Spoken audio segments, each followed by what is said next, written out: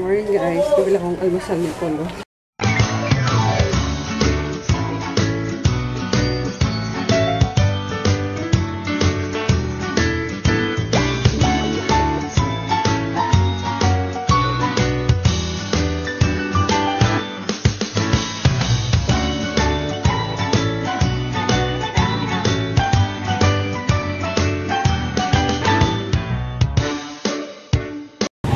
Champurado nga.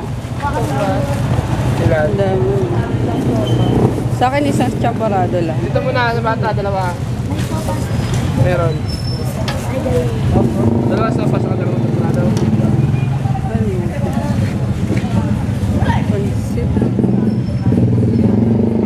Tapos sopas yung may egg. Ay, hindi ko ah. Yes. Kaya namin ito. Good morning. Bebe. Ayan, dalawa yung binili kong almusal. Sopas tsaka champurado. Pinapili ko na lang siya dito sa bahay kung gusto niya. Gusto niya yung yung sopas. Ano lang to? 18, tapos ito, 10 pesos. Diba? Hindi na ako nagluto. Dalawa pa kami nakapag-almusal. So, bilis na nak. Hi guys! Ayun, iniwan ko muna si Kolokoy sa sa school nila kasi 12 pa yung yung labas eh. 7 to 12. Eh, nakakainip naman doon magantay. Tsaka tatapusin ko yung niya, yung pagbabalot ng mga gamit niya. Ako nga lang pala dito, wala pa si Froggy. Kasi 8:30 pa yun.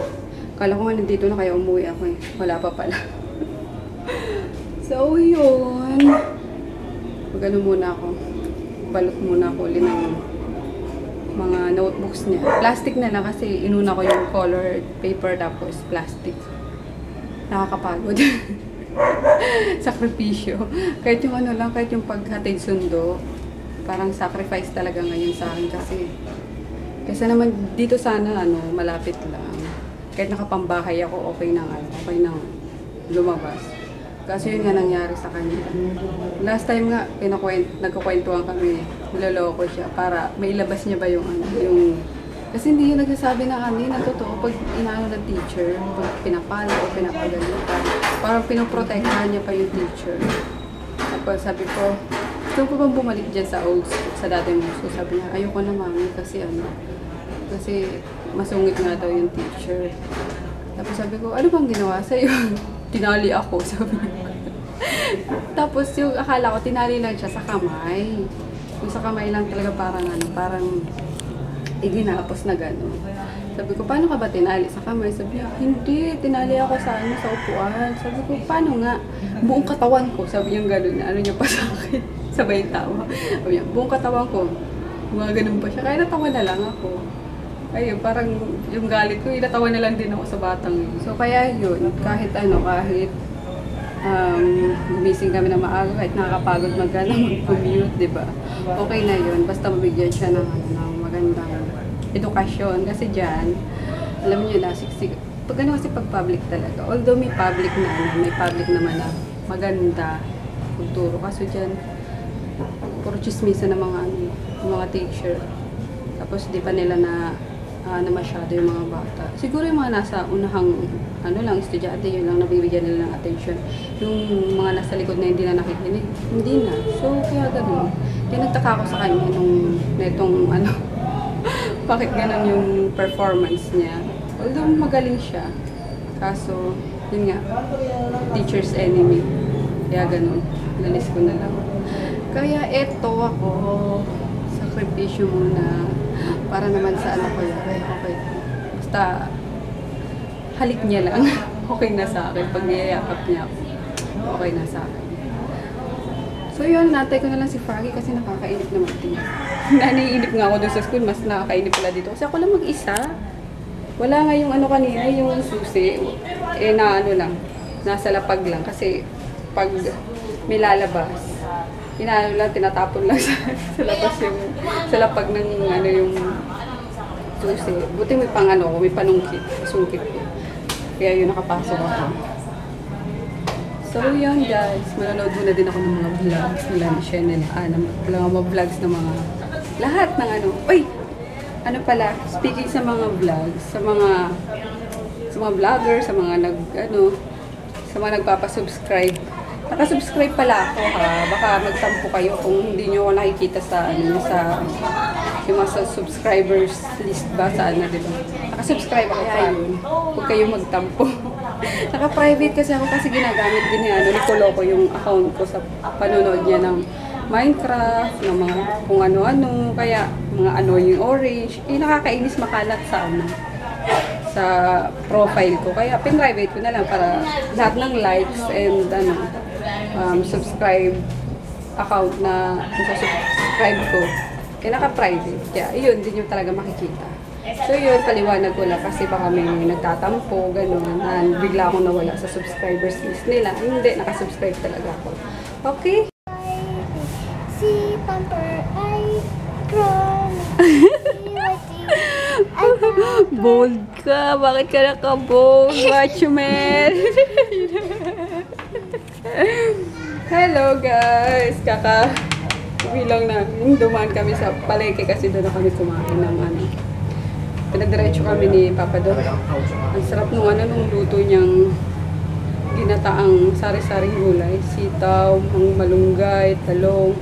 Tapos nilagyan ng inihaw na inihaw na tulingan, hinimay. Tapos pagkarami-raming sili, sus Mariosep, hindi na makakain. Pero grabe, kahit umuusok na yung tenga ko, sarap kumain. Kaya yun, darating lang namin. Si Daddy din, ito, kadarating lang. Hi Daddy. Panalo Spurs. Congrats daw sabi ni Jimay.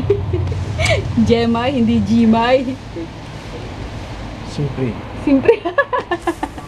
Simpre daw Jimay. Simpre. Tapos, may dala siyang kaya pala kakauwi niya lang kasi nag-OT na naman.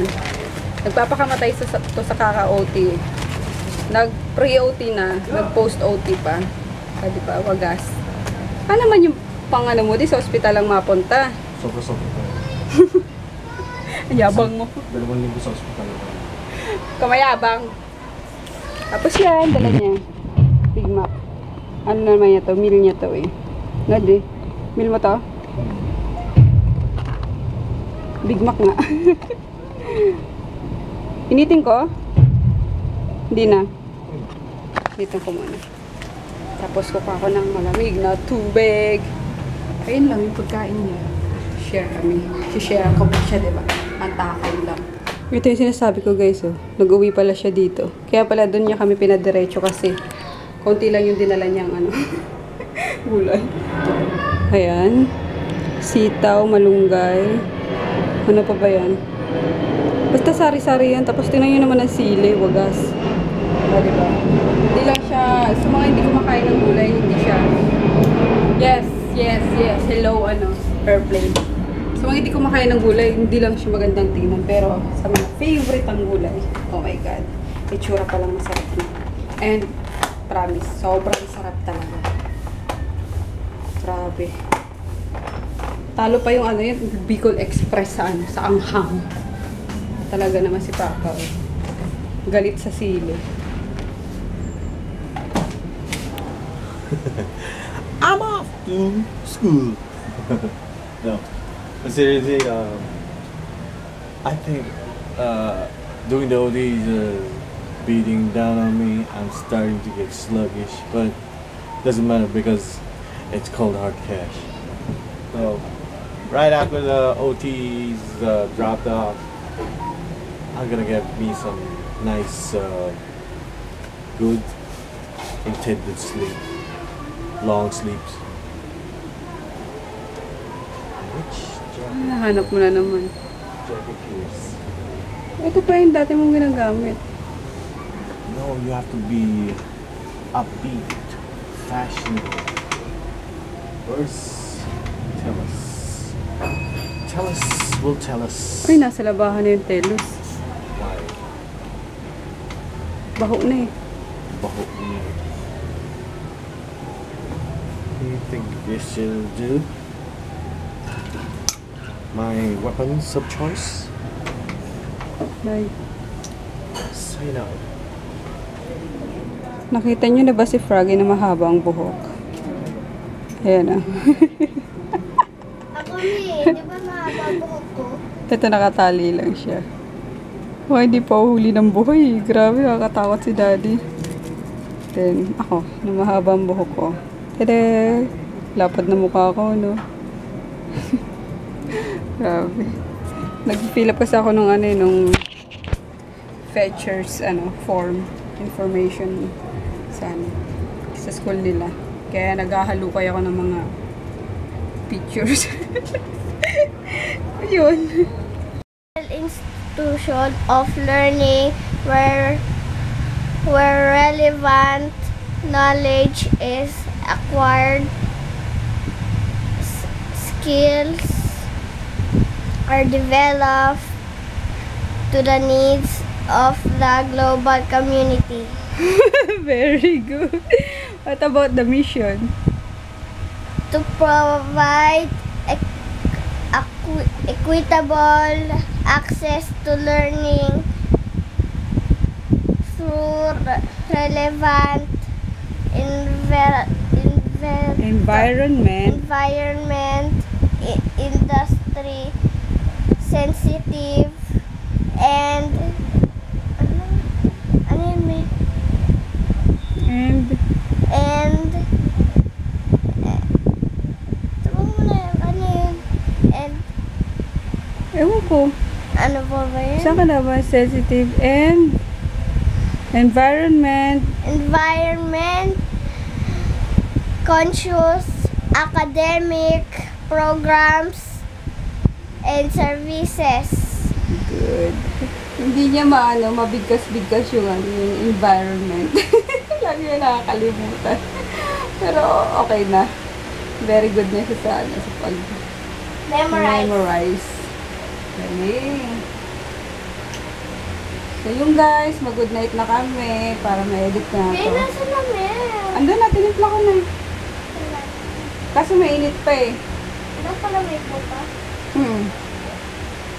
Saan na ba ako? O kasi istorbo eh. Tapos ano pala siya bukas? 12. Nalipat na sila ng panghapon.